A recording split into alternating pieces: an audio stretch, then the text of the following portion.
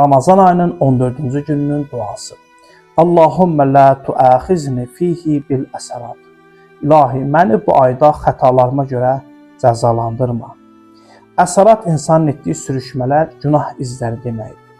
Mömin anlayır ki, xətasız deyil, ona görə də Allahdan cəza yox, mərhəmət istəyir. Və əqilni fihi minəl xətaya vəl həfəvat. Məni səhv və büdrəmələrdən uzaq elə.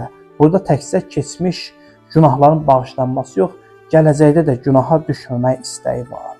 Və la təcəlni fihi qarazan lil bəlaya vəl afat. Məni bəla və müsibətlərə hədəf eləmə. Yəni ilahi, məni imtahanların altında əzilməyə qoyma, mənə yüngüllük və lütf əta elə. Bi izzətikə ya izzəl muslimin, ey müsəlmanların izzəti.